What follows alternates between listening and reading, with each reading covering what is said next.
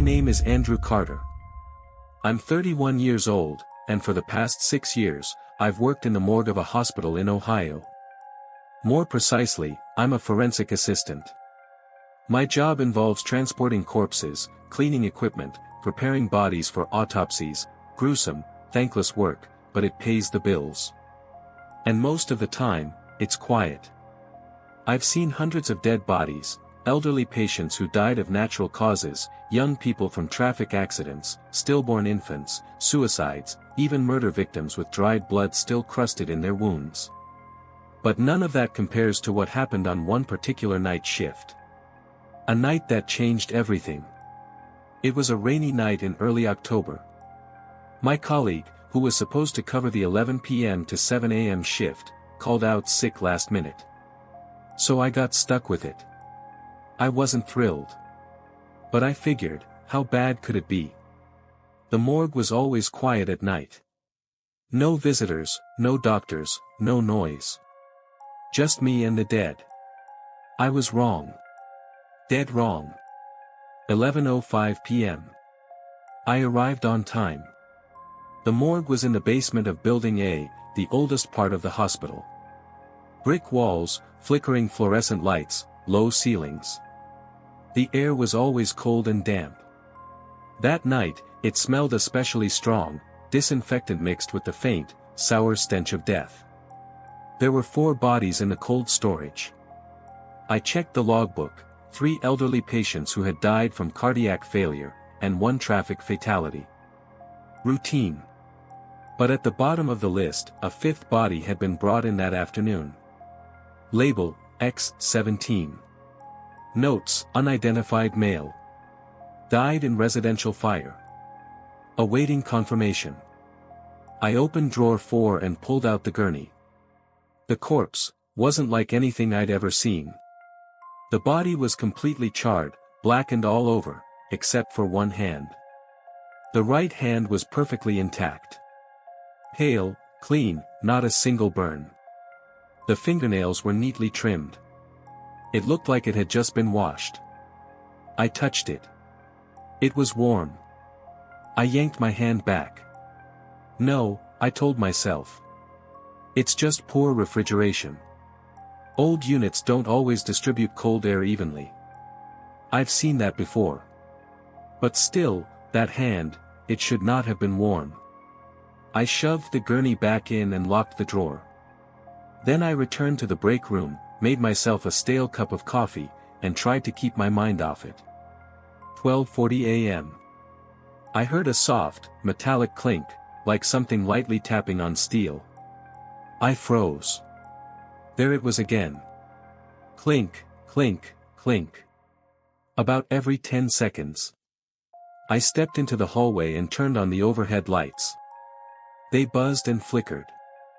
Drawer 4, the one with X17, was vibrating.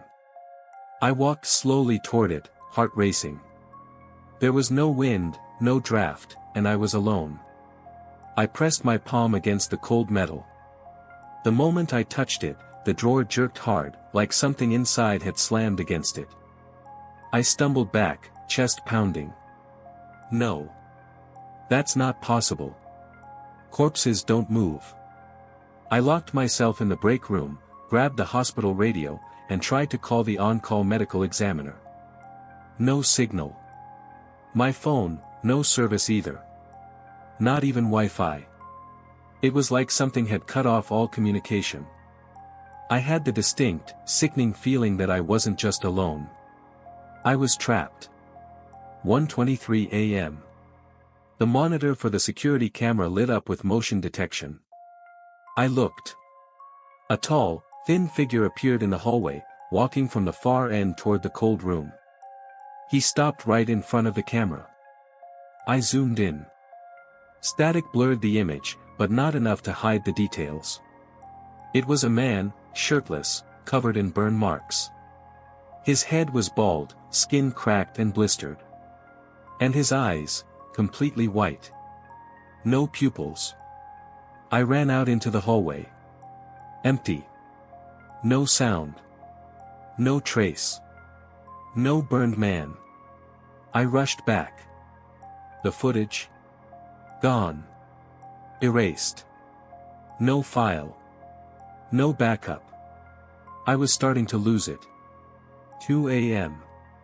I checked the cold storage again. I counted the drawers. Drawer 4 was open. Empty. The body of X-17 was gone. I backed away slowly. There was no other exit. No one had come in. There was no way that corpse could have just disappeared. I returned to the break room. The door was wide open, though I was sure I had closed it.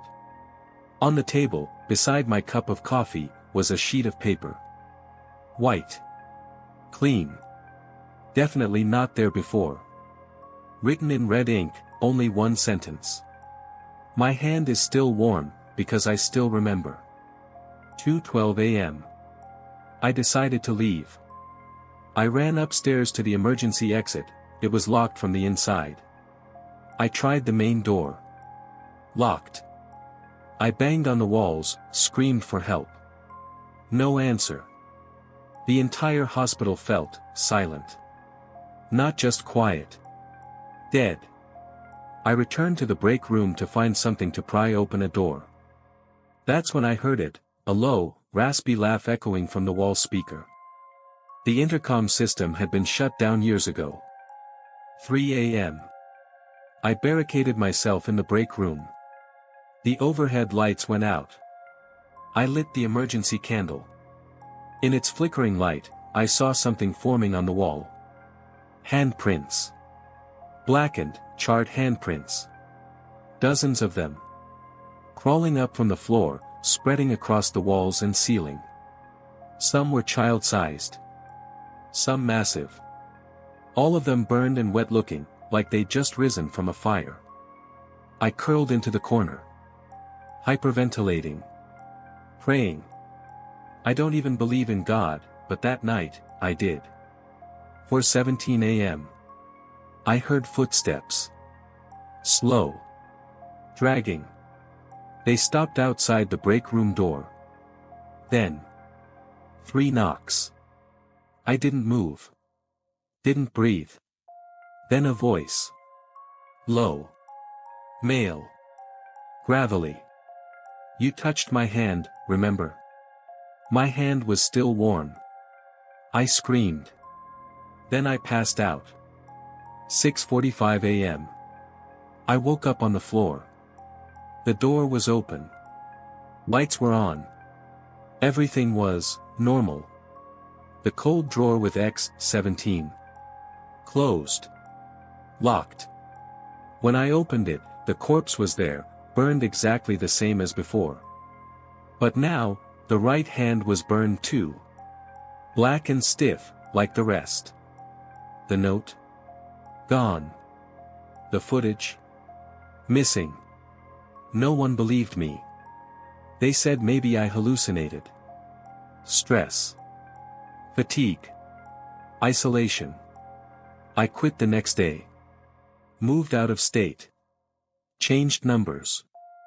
Cut ties with the hospital.